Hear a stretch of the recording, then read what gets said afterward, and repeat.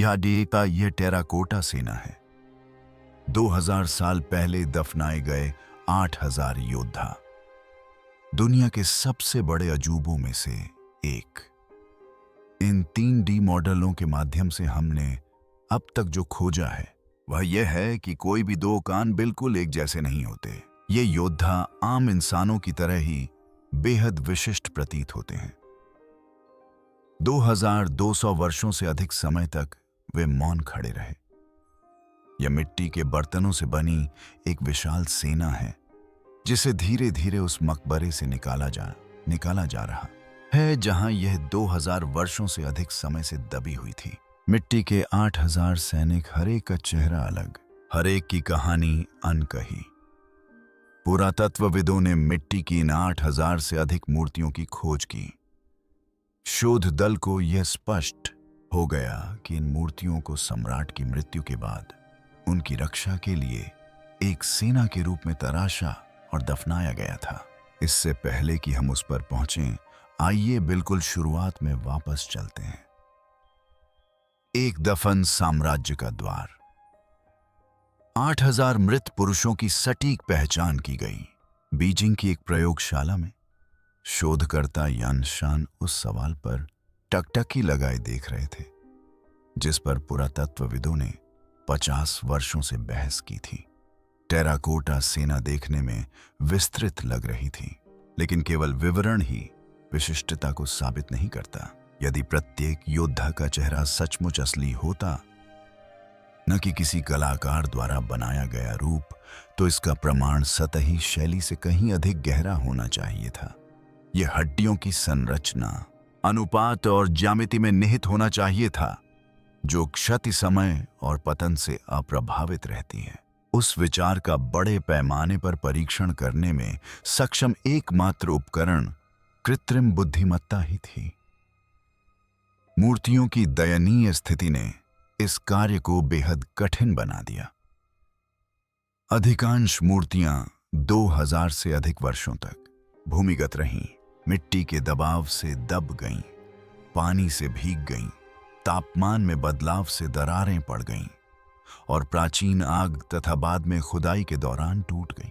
मानव आंखें हेलमेट, कवच और चेहरे के भावों को पहचान सकती थीं, लेकिन नाक टूटने और जबड़े में दरार आने पर चेहरे की सूक्ष्म संरचना खो जाती है। ब्रश और रूलर की क्षमता भी सीमित हो गई थी। आगे बढ़ने के लिए चेहरों को उसी तरह पढ़ना जरूरी था जैसे मशीनें पैटर्न पढ़ती हैं। शेन की टीम ने क्षतिग्रस्त चेहरों के लिए एक डीप लर्निंग मॉडल बनाया। उन्होंने स्क्वीजेट को अनुकूलित किया और उसकी फीचर एक्सट्रैक्शन लेयर्स को फिर से बनाया ताकि सिस्टम सतह की खामियों के बजाय चेहरे की ज्यामिति पर ध्यान केंद्रित कर सके। बारीक विवरण को कैप्चर करने के लिए बड़े कन्वोल्यूशन कर्नेल को छोटे स्टैक्ड कर्नेल से बदल दिया गया। फायर मॉड्यूल ने आकार की जानकारी खोए बिना डेटा को संपीड़ित और विस्तारित किया। एक समायोजित हनी फंक्शन ने अपूर्ण चेहरों से सीखते समय सिस्टम को स्थिर बनाए रखने में मदद की।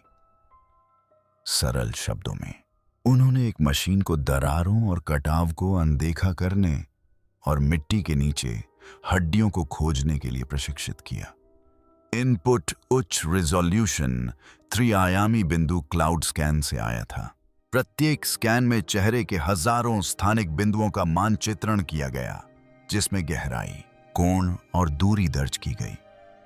299 योद्धाओं के चेहरों को सिस्टम में शामिल किया गया ताकि यह परीक्षण किया जा सके कि चेहरे दोहराए जाते हैं या भिन्न होते हैं। मशीन ने चेहरों को मनुष्यों की तरह नहीं सीखा। इसने अनुपात, दूरी और स्थानिक संबंधों को सीखा जो कुछ हिस्सों के गायब होने पर भी स्थिर रहते हैं। जब 2024 में परिणाम आए तो आंकड़ों ने सभी को चौंका दिया। सिस्टम ने 95% सटीकता के साथ अलग अलग चेहरों की पहचान और उन्हें अलग किया। ये न तो लगभग मिलते जुलते थे और न ही मोटे तौर पर किए गए समूह। मॉडल केवल संरचना के आधार पर ही एक योद्धा को दूसरे से अलग बता सकता था। इस स्तर की सटीकता ने बड़े पैमाने पर उत्पादन की संभावना को पूरी तरह से खत्म कर दिया। पैटर्न इससे भी आगे बढ़े। चेहरे की विभिन्नता चिन्ह राजवंश के कंकाल संबंधी आंकड़ों में देखी गई जनसंख्या आकृति विज्ञान के अनुरूप थी। गाल की हड्डियां, जबड़े की चौड़ाई, आंखों के सॉकेट की गहराई और नाक के कोण वास्तविक मानव विविधता के अनुरूप थे, न कि कार्यशाला शैली के। हेरिटेज साइंस में प्रकाशित एक स्वतंत्र शोध में समान पॉइंट क्लाउड विधियों का उपयोग करते हुए योद्धाओं की तुलना आधुनिक चीनी जातीय समूहों से की गई और पाया गया कि यह भिन्नता वास्तविक आबादी से मेल खाती है, न कि कलात्मक अतिशयोक्ति से। उत्तरी और दक्षिणी क्षेत्र स्पष्ट समूहों में दिखाई दिए।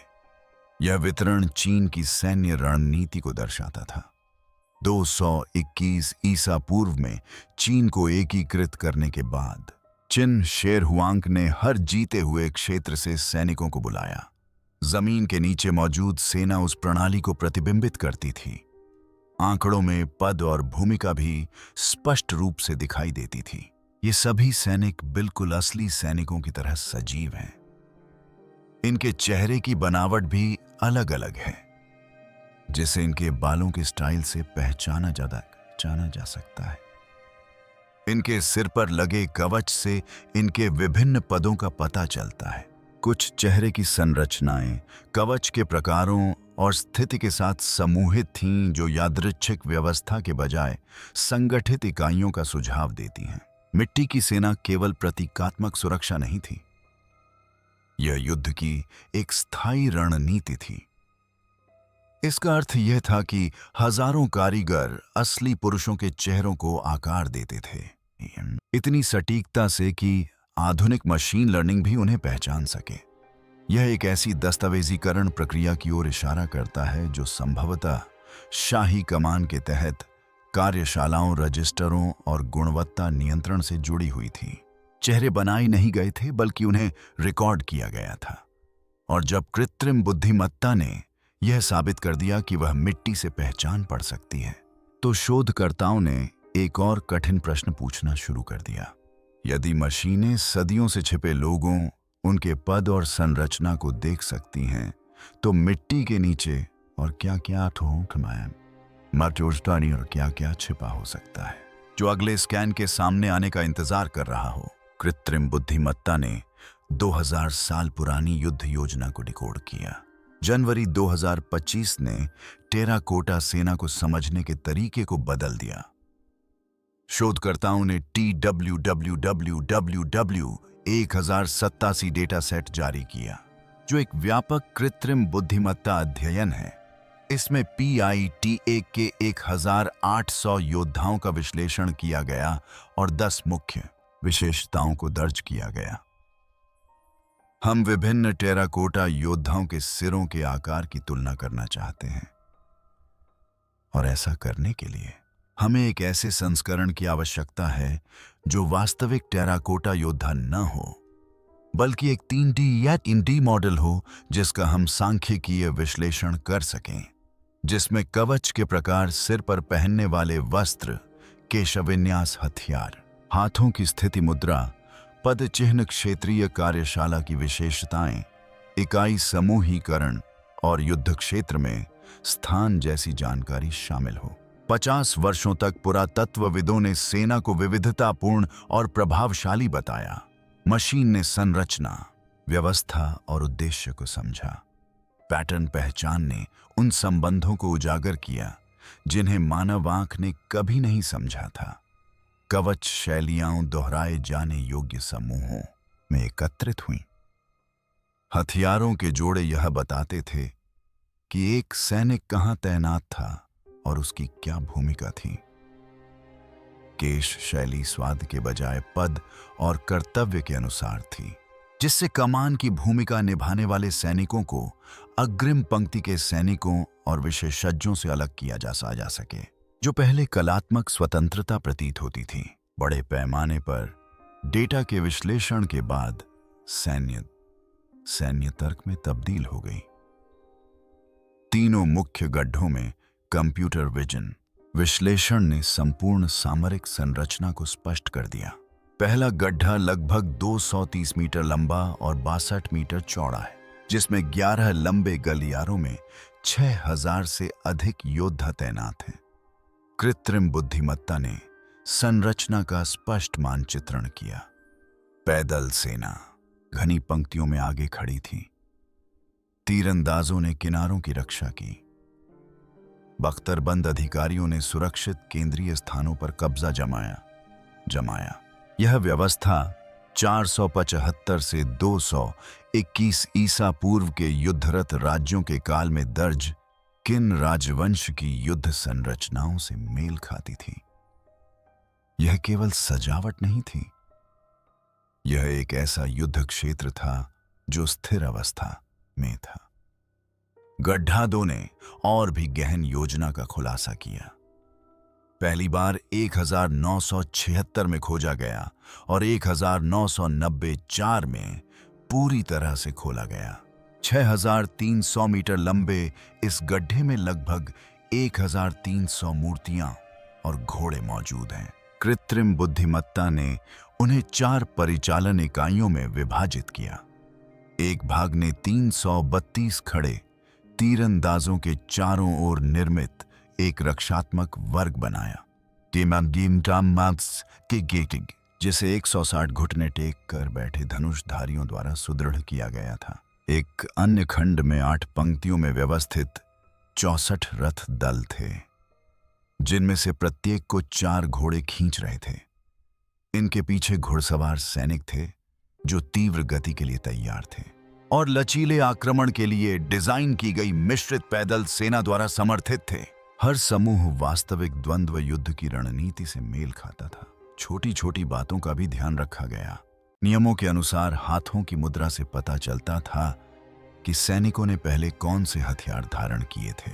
भले ही कांस्य की तलवारें और ट्रिगर बहुत पहले चोरी हो गए हों, दांव हों। बेल्ट फिटिंग और कवच की सजावट इकाइयों के भीतर दोहराई जाती थी, जो मानकीकृत उपकरणों की ओर इशारा करती थी। चेहरे के बाल, सिर पर पहनने वाले वस्त्र और हेलमेट की शैलियां कलात्मक पसंद के बजाय चीनी सैन्य ग्रंथों में वर्णित पद स्तरों के अनुरूप थीं।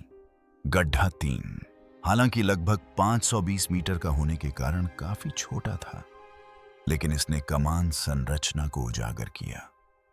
कृत्रिम बुद्धिमत्ता ने इसे मुख्यालय के रूप में चिह्नित किया। वहां 68 वरिष्ठ अधिकारी खड़े थे, जो भारी कवच और बेहतर नक्काशी से सुसज्जित थे। एक केंद्रीय कमान रथ निर्धारित स्थान पर खड़ा था, जिसके चारों ओर संदेशवाहक और सहायक के रूप में सेवक तैनात थे।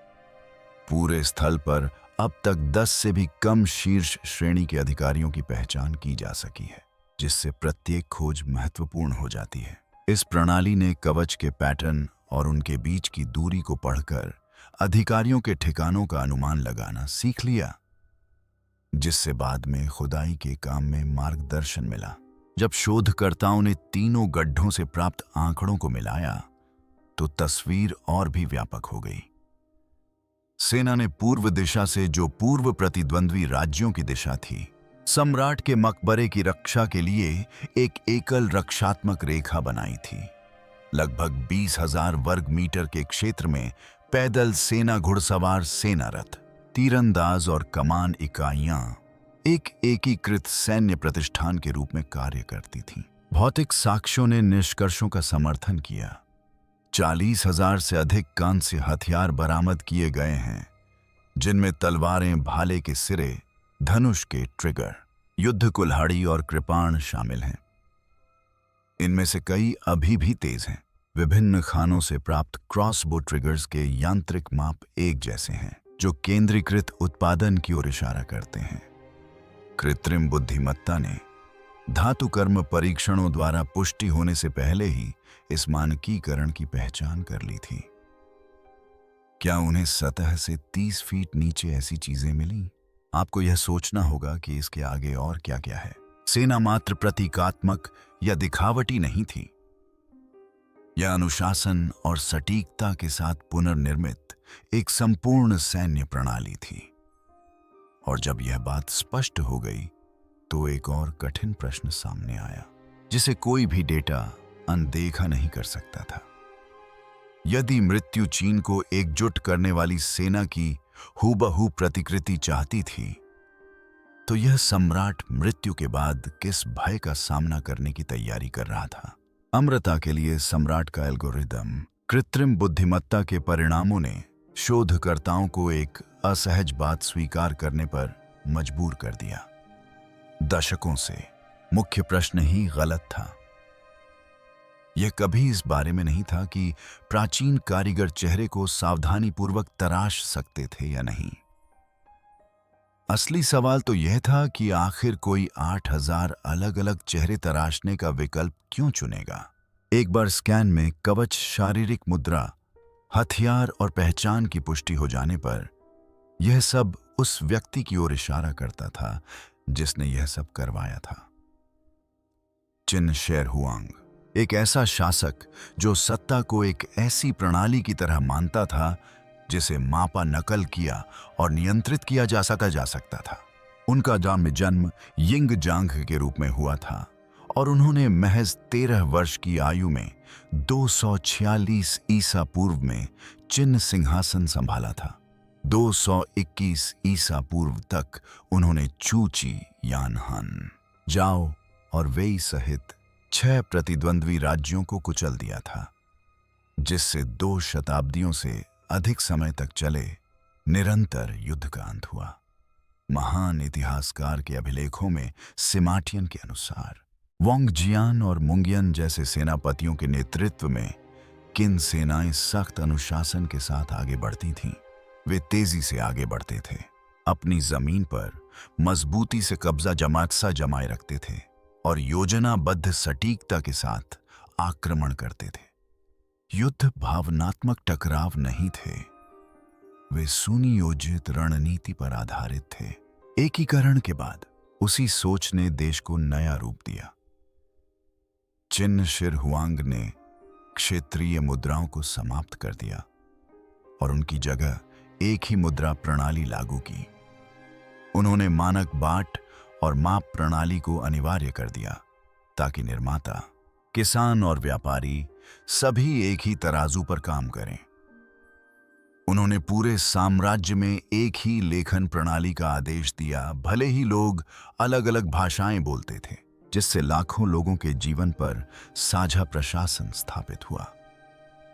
पहाड़ों को काटकर सड़कें बनाई गईं, नहरों ने दूर दराज के क्षेत्रों को जोड़ा और उत्तर में रक्षात्मक दीवारें निर्धारित रेखाओं के अनुरूप बनाई गईं। किसी भी चीज को संयोग पर नहीं छोड़ा गया। यह दृष्टिकोण चीन के शासकीय दर्शन विधिवाद से आया था। कानून सख्त थे, दंड पूर्वानुमेय थे और व्यवस्था हर जगह लागू होने वाले एक समान नियमों से स्थापित होती थी। यदि मुद्रा और लेखन को मानकीकृत किया जा सकता था तो लोगों को भी मानकीकृत किया जा सकता। सतामिथुन उस विश्व दृष्टि में जटिलता का समाधान व्यापक नियंत्रण द्वारा किया जाता था। मृत्यु भी इसका अपवाद नहीं थी। चिन्ह मान्यताओं के अनुसार परलोक जीवित जगत का ही प्रतिबिंब होता था, जहां खतरे मंडराते रहते थे। चिन शेर हुआंग को भय था कि पराजित राजाओं की आत्माएं बदला लेंगी।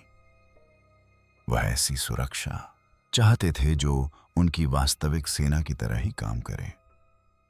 केवल प्रतीक पर्याप्त नहीं थे, उन्हें व्यवस्थाओं पर भरोसा था। उनकी समाधि का निर्माण 13 वर्ष की आयु में शुरू हुआ और 38 वर्षों तक जारी रहा। प्राचीन अभिलेखों में लगभग 700,000 श्रमिकों का उल्लेख मिलता है। समाधि परिसर 98 वर्ग किलोमीटर में फैला हुआ है, जिसमें 76 मीटर ऊंचे पिरामिड नुमा टीले के नीचे एक केंद्रीय दफन कक्ष है। टेराकोटा सेना उस मकबरे से लगभग 1 किलोमीटर पूर्व में स्थित है, ठीक उसी स्थान पर जहां कभी असली दुश्मन खड़े होते थे। पैदल सेना, तीरंदाज, घुड़सवार सेना, रथ और सेनापतियों को एक क्रियाशील रक्षा पंक्ति के रूप में व्यवस्थित किया गया था। कृत्रिम बुद्धिमत्ता ने इस तर्क को स्पष्ट कर दिया। चेहरे केवल सजावट नहीं थे, बल्कि रिकॉर्ड थे। कवच में अंतर वास्तविक इकाई मानकों को दर्शाते थे। हथियार चीन के ज्ञात निर्माण नियमों के अनुसार बनाए गए थे। सब कुछ उसी तरह था जैसे किन सेना वास्तव में काम करती थी। यह भूमिगत परिसर कला नहीं था, बल्कि एक ऐसा सैन्य मॉडल था जिसे हमेशा के लिए काम करने के लिए बनाया गया था। जब किसानों ने 1974 में पहले योद्धा को खोजा तो उन्हें कोई मूर्ति नहीं मिली, उन्हें सबूत मिल गया। 8000 चेहरों से पता चला कि चिन शेरहुआंग ने अपने सैनिकों का रिकॉर्ड उतनी ही सावधानी से रखा था जितनी सावधानी से उसने जमीन, सड़कों और कानूनों का रिकॉर्ड रखा था। मृत्यु को भी सुरक्षा के लिए एक और सीमा माना जाता था। फिर भी एक समस्या बनी हुई है। अगर कारीगर असली चेहरों को पकड़ सकते थे, अगर धातुकर्मी हजारों एक जैसे हथियार बना सकते थे, और अगर इंजीनियर छिपे हुए जाल और बहती पारे की नदियां बना सकते थे, तो वह ज्ञान इतना पूरी तरह से क्यों गायब हो गया कि उसे समझने में 2200 साल और कृत्रिम बुद्धिमत्ता लग गई, जबकि वे पहले ही इस समस्या को सुलझा चुके थे। रहस्य छिपाने की मानवीय कीमत। कृत्रिम बुद्धिमत्ता ने एक चौंकाने वाली बात की पुष्टि की। 8000 योद्धा, जिनमें से प्रत्येक को अत्यंत सटीकता से गढ़ा गया था, लेकिन कोई भी एल्गोरिदम हमें यह नहीं बता सका कि मिट्टी के पीछे कौन लोग थे, या उनका ज्ञान इतनी गहराई से क्यों लुप्त हो गया कि उनके द्वारा निर्मित चीजों को फिर से खोजने में 2200 से अधिक वर्ष और उन्नत मशीनों का समय लग गया। पुरातत्वीय साक्ष्य उत्तर की ओर इशारा करते हैं। शिल्पकारों ने मूर्तियों पर अपने नाम उकेरे थे।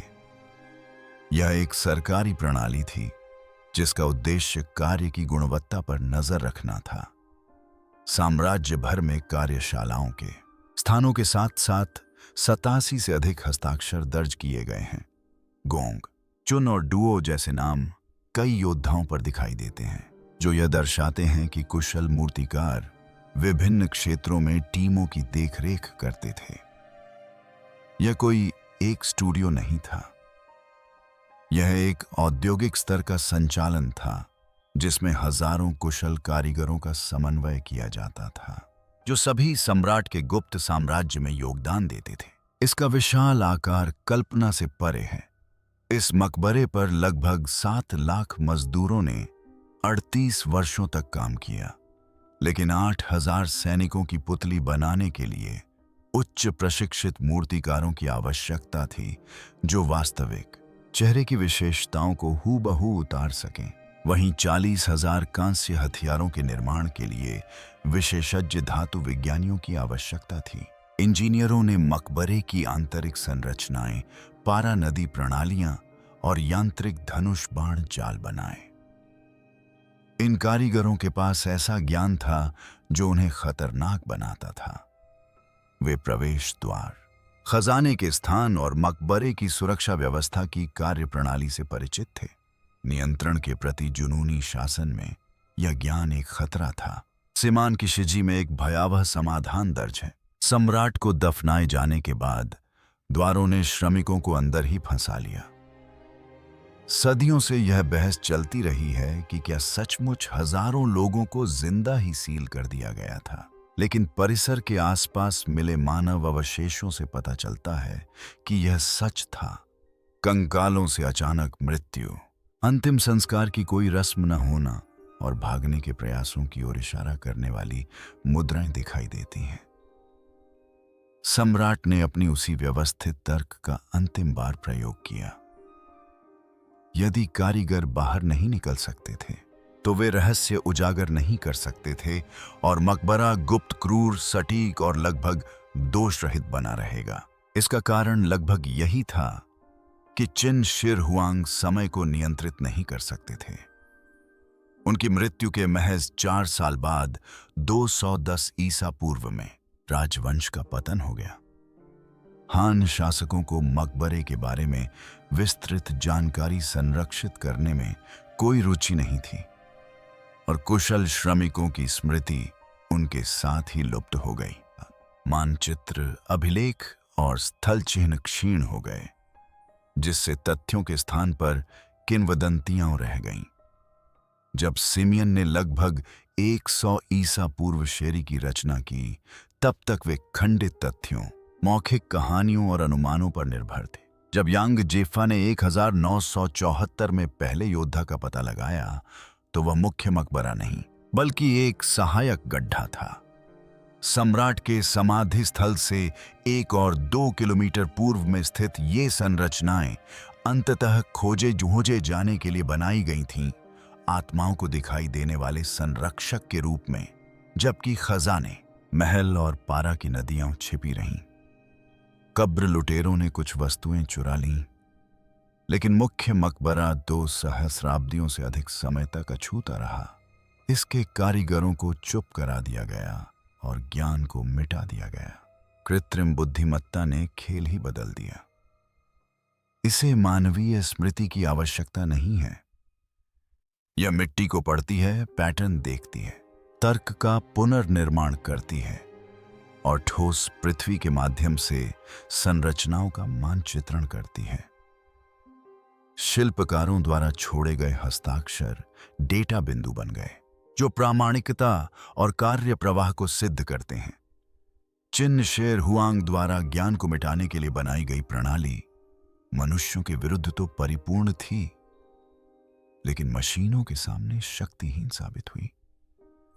हर चेहरा, हर हथियार, हर आकृति प्रमाण बन गई। सम्राट के कारीगरों ने रहस्यों की रक्षा के लिए अपनी जान दे दी और अब एआई उन्हें उजागर कर रहा है। लेकिन अगर यह सुरक्षा 2000 से अधिक वर्षों तक कायम रही, तो दिसंबर 2024 में क्या हुआ, जब पैटर्न रिकॉग्निशन ने 30 वर्षों से अनदेखी की गई किसी चीज को खोज निकाला।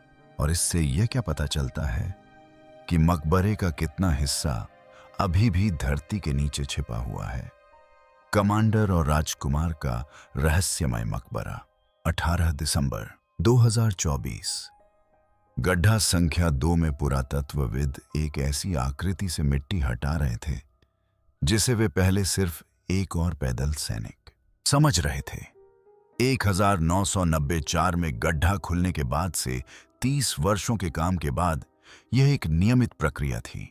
लेकिन जब उभरते हुए आंकड़े को एआई के TWWW एक ही दानसा 1087 डेटा सेट के माध्यम से चलाया गया, जो कवच के प्रकार, हथियार समूहों और रैंक मार्करों को ट्रैक कर रहा था, तो तुरंत खतरे की घंटी बज उठी। मशीन द्वारा चिह्नित प्रत्येक विवरण, सजावटी कवच पैटर्न से लेकर जटिल हेडड्रेस तक, पेट पर मुड़ी हुई उंगलियों के साथ हाथ की स्थिति और कमांडिंग मुद्रा तक, कमांडर स्तर के विनिर्देशों से मेल खाता था। खुदाई के प्रमुख जुहांग ने एआई की भविष्यवाणी की पुष्टि की। इसके स्थान के आधार पर हमारा मानना है कि यह मूर्ति संभवतः इस इकाई के सर्वोच्च सैन्य कमांडर की थी। यह महज एक दुर्लभ खोज नहीं थी। 2000 से अधिक योद्धाओं में से केवल 10 वरिष्ठ अधिकारी की मूर्तियां ही मिली थीं। और दशकों पहले औपचारिक खुदाई शुरू होने के बाद से गड्ढा 2 में कमांडर स्तर की यह पैसिमुआई पहली मूर्ति थी। मनुष्य इस स्थान से अनगिनत बार गुजरे थे। कृत्रिम बुद्धिमत्ता ने इसे कुछ ही सेकंडों में पहचान लिया और 1800 योद्धाओं के बीच के पैटर्न को इस तरह से संसाधित किया जो मानवीय आंखों के लिए असंभव था। सेनापति के साथ 3 टेराकोटा के घोड़े, 2 रथ और एक जैसे कवच पहने 5 योद्धा थे। स्थिर मिट्टी और नमी के कारण लाल, हरे और बैंगनी रंग के निशान बचे रहे। नियंत्रित प्रयोगशाला में किए गए जीर्णोद्धार कार्य में रंग क्षीणन को रोकने के लिए त्रिआयामी स्कैनिंग, नमी नियंत्रण और रंग संरक्षण जैसी तकनीकों का उपयोग किया गया, जो पहले की खुदाई में उपलब्ध नहीं थी। यह खोज 1974 में हुई, पहली खोज की 50वीं वर्षगांठ के दौरान हुई, जो उस घटना के 5 दशक पूरे होने का प्रतीक है जब एक किसान ने पानी के लिए खुदाई करते समय पहली बार मिट्टी खोजी थी। 50 साल बाद भी टेराकोटा सेना ने चीन के सैन्य संगठन के बारे में नई जानकारियां दी। कृत्रिम बुद्धिमत्ता ने शोधकर्ताओं को उच्च विमान वाले लक्ष्यों को पहचानने का तरीका सिखाया था, लेकिन असली सफलता तब मिली जब इसी तरह की विश्लेषणात्मक सोच को उन मकबरों पर लागू किया गया जिन्हें सदियों से अनदेखा किया गया था। ग्राउंड पेनेट्रेटिंग रडार का उपयोग करके 9 विशाल कब्रगाहों का मानचित्रण किया गया था।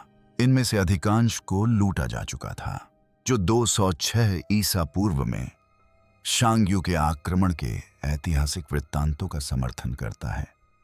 लेकिन एक कब्रगाह 13 वर्षों तक अछूती रही, जिसे 2024 में भारी बारिश से संरचनात्मक पतन का खतरा पैदा होने तक अकेला छोड़ दिया गया था। खुदाई के प्रमुख जांग वैनशा की टीम ने सावधानीपूर्वक 16 मीटर मिट्टी हटाई। उन्हें उम्मीद थी कि अंदर एक और खाली कक्ष मिलेगा, लेकिन जो मिला वह उम्मीदों से परे था। एक 16 टन का लकड़ी का ताबूत पूरी तरह से सील बंद था। एक 90 मीटर लंबा दफन कक्ष कवच हथियारों, 6000 से अधिक कांसे के सिक्कों, जेड की कलाकृतियों, सोने और चांदी के ऊंटों और खाना पकाने के बर्तनों से भरा हुआ था। एक कुलीन व्यक्ति को परलोक के लिए आवश्यक सभी चीजें मौजूद थीं। मकबरे की गहराई और सटीकता ने संभवतः कब्र लुटेरों को दूर रखा। चिन शेर हुआंग के केंद्रीय दफन टीले के निकट होने से इसकी अत्यधिक महत्ता का संकेत मिलता है। ऐतिहासिक अभिलेखों से पता चलता है कि चिन शेर हुआंग के सबसे छोटे पुत्र राजकुमार गाओ को उनके भाई हुहाई का विरोध करने के बाद फांसी दे दी गई थी, लेकिन उन्हें सम्राट के पास ही दफनाया गया था। यदि यह मकबरा वास्तव में राजकुमार गाओ का है, तो यह किन राजवंश के एक विशिष्ट शी वृत्तांत की पहली पुरातात्विक पुष्टि होगी। कृत्रिम बुद्धिमत्ता एआई की पैटर्न पहचान ने शोधकर्ताओं को मान्यताओं पर सवाल उठाने के लिए प्रशिक्षित किया है, जिससे पता चलता है कि मशीनें क्या देखती हैं जो मनुष्य नहीं देख पाते। योद्धाओं के बीच पैटर्न को पहचानने से एक ऐसे मकबरे की खुदाई करने का साहसिक निर्णय लिया गया जो खाली होना चाहिए था। लेकिन बड़ा सवाल यह है कि अगर यह अछूता मकबरा 2000 वर्षों तक बचा रहा और अगर शी का विवरण सटीक साबित होता है, तो क्या अन्य अविश्वसनीय दावे, जैसे कि सम्राट के सीलबंद कक्ष में पारा की नदियां और स्वचालित धनुष जाल भी सच हो सकते हैं, जो चुपचाप धरती के नीचे छिपे हुए हैं और सीसा स्कैन असंभव की पुष्टि करता है। जून 2020 में स्वीडन के लंदन विश्वविद्यालय की सुन्ना स्वानबर्ग के नेतृत्व में भौतिकविदों की एक टीम ने चीनी वैज्ञानिकों गुआंग यू, जियाओ वेई, शिंगजांग और अन्य के साथ मिलकर चिन शेर हुआंग के मकबरे पर एक डिफरेंशियल एब्जॉर्प्शन एलएआर सिस्टम स्थापित किया। Lidar, light detection and ranging, laser pulse का उपयोग करता है, जैसे रडार रेडियो तरंगों का उपयोग करता है। इस सिस्टम को 254 नैनोमीटर अनुनाद रेखा पर परमाणु पारा वाष्प का पता लगाने के लिए ट्यून किया गया था। यह सिस्टम 1 किलोमीटर तक की सांद्रता को मापने में सक्षम है और अटलांटिक महासागर की प्राकृतिक पृष्ठभूमि के लगभग बराबर निम्न स्तर का पता लगा सकता है। 76 मीटर ऊंचे पिरामिड नुमा टीले के चारों ओर 3 स्थान निर्धारित किए गए थे, जहां से विभिन्न कोणों से स्कैन करके वायुमंडल का संपूर्ण प्रोफाइल तैयार किया गया था। हालांकि इस तकनीक से इटली के भूतापीय स्थलों और दुनिया भर में खनन कार्यों से पारे के उत्सर्जन का पता लगाया जा चुका था, लेकिन प्राचीन ऐतिहासिक वृत्तांतों की जांच के लिए इसका उपयोग अभूतपूर्व था। सिम्मा चियान द्वारा लगभग 100 ईसा पूर्व में लिखी गई सीरी में मकबरे के अंदर बहते पारे की नदियों का वर्णन किया गया है, जो यांगत्जी, पीली नदी और महान सागर का पुनर्निर्माण करती हैं। जिसमें यांत्रिक प्रणालियां तरल पदार्थ को गतिमान करती हैं। सदियों तक विद्वानों ने इसे काव्यात्मक अतिशयोक्ति मानकर खारिज कर दिया था। यकीनन कोई भी समाधि कक्ष को तरल पारे से नहीं भर सकता था। LIR के नतीजों ने सबको चौंका दिया। टीले के ठीक ऊपर वायुमंडलीय पारे की सांद्रता 27 नैनोग्राम प्रति घन मीटर तक पहुंच गई, जबकि आसपास के शियान क्षेत्र में यह 5 से 10 नैनोग्राम प्रति घन मीटर थी। ये माप सामान्य से 2 से 5 गुना अधिक थे और उन स्थानों से मेल खाते थे जहां मिट्टी के नमूनों में पहले ही पारा पाया जा चुका था। वैज्ञानिक रिपोर्टों में प्रकाशित शोध के अनुसार पारे का रिसाव लगभग 5-10 की घात 8 किलोग्राम प्रति सेकंड था, जिसका अर्थ है कि लगभग 2000 वर्षों में 1 टन पारा बाहर निकल चुका था। इससे यह अनुमान लगाया जा सकता है कि मकबरे में मूल रूप से शायद 100 टन पारा मौजूद था, जैसा कि ग्रंथों में दावा किया गया है। इसके गंभीर परिणाम हो सकते हैं।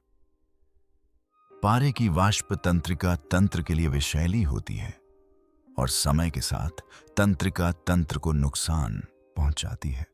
हालांकि वर्तमान में सतह से होने वाला उत्सर्जन इतना कम है कि टेराकोटा वॉरियर्स संग्रहालय में प्रतिवर्ष आने वाले 1 लाख आगंतुकों के लिए कोई खतरा नहीं है, लेकिन दीर्घकालिक पर्यावरणीय जोखिम वास्तविक है। स्वानबर्ग ने इस परिदृश्य की तुलना स्वीडन, फिनलैंड और संयुक्त राज्य अमेरिका में आधुनिक परमाणु अपशिष्ट भंडारण से की और बताया कि यदि कांस्य युग की कब्र सहस्राब्दियों बाद रिसाव कर सकती है, तो सैकड़ों हजारों वर्षों तक रेडियोधर्मी पदार्थों को नियंत्रित करने की क्या उम्मीद है।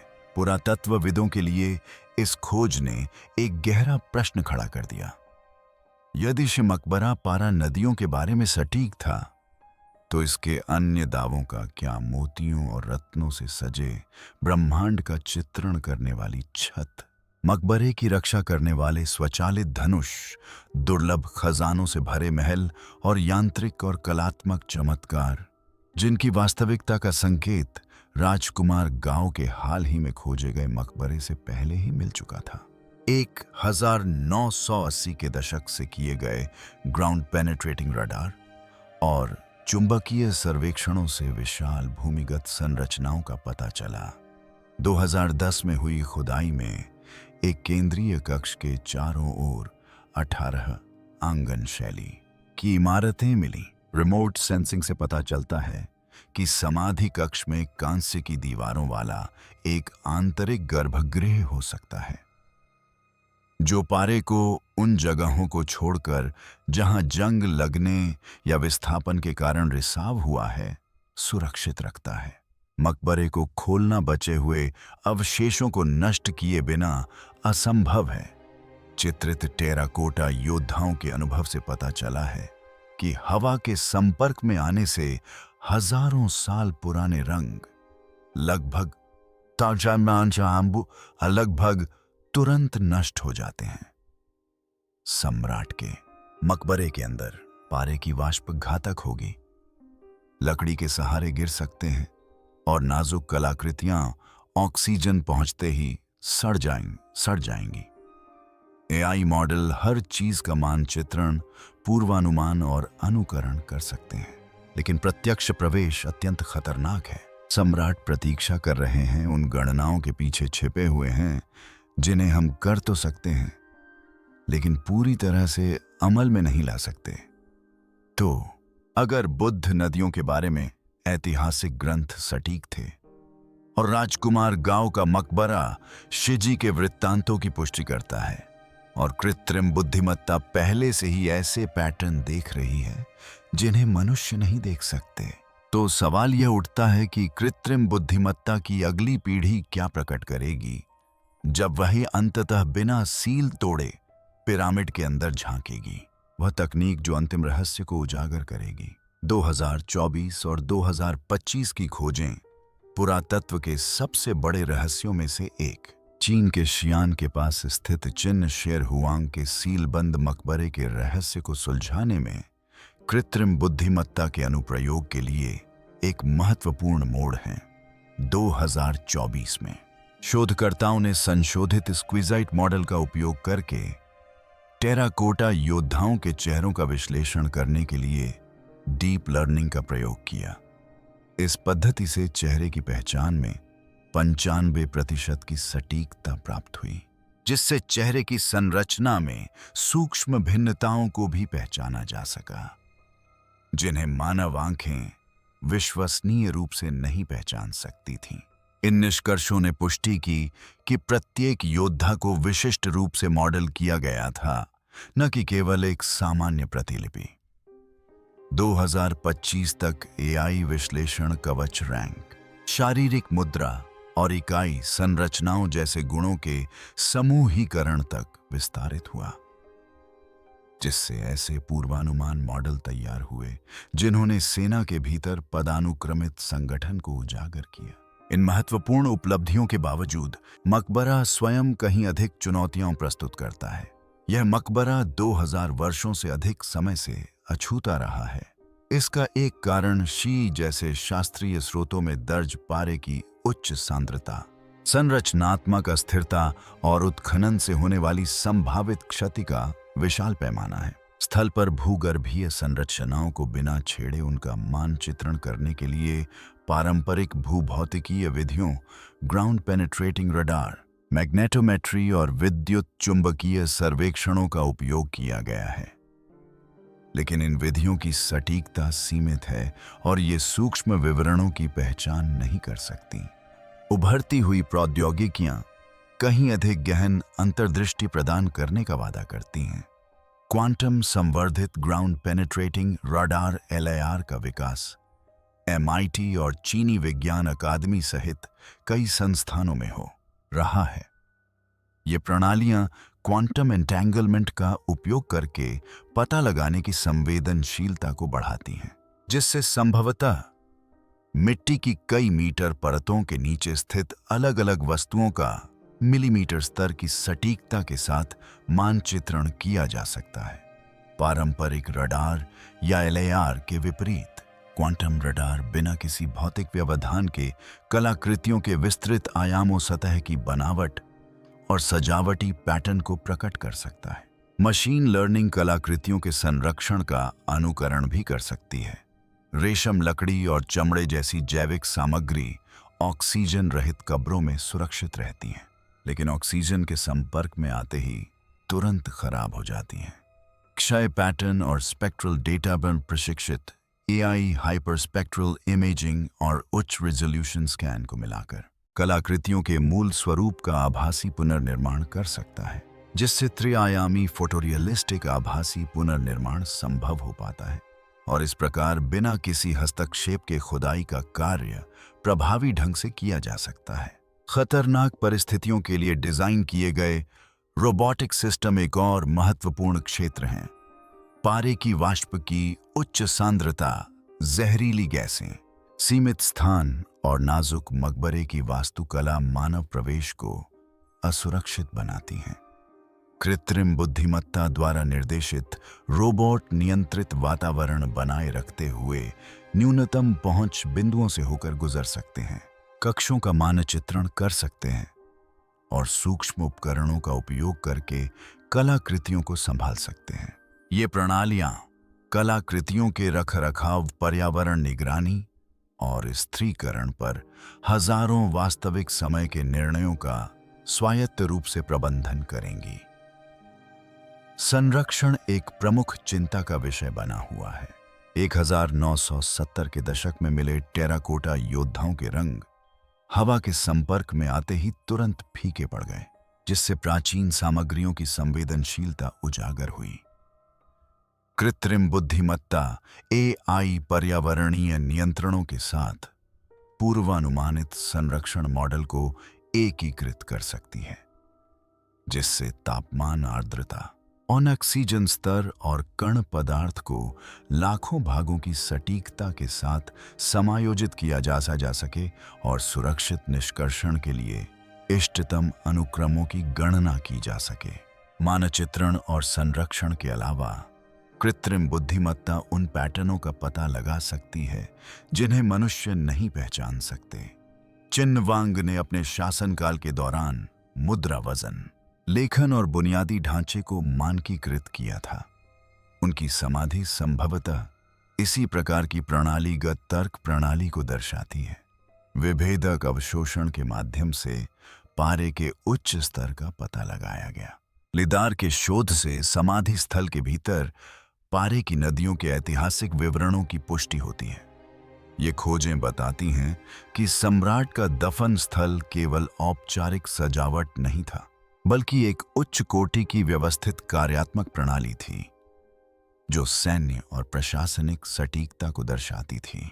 अंततः प्रश्न केवल मकबरे के भीतर मौजूद सामग्री तक ही सीमित नहीं रहता, बल्कि यह भी कि इसे इस प्रकार क्यों व्यवस्थित किया गया था। कृत्रिम बुद्धिमत्ता एआई की प्रत्येक प्रगति टेराकोटा सेना को कलात्मक अभिव्यक्ति के बजाय सैन्य पदानुक्रम के एक सटीक अभिलेख के रूप में प्रस्तुत करती है।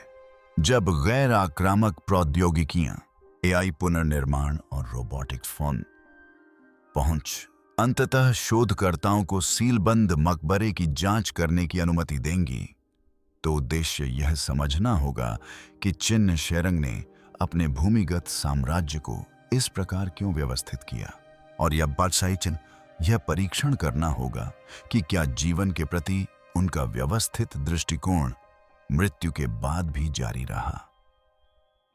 इसे हल करने के लिए पुरातत्व, कंप्यूटेशनल मॉडलिंग, क्वांटम सेंसिंग और रोबोटिक्स को एकीकृत करना आवश्यक होगा। सम्राट का अंतिम समीकरण अभी भी खोजे जाने की प्रतीक्षा में है। देखने के लिए धन्यवाद।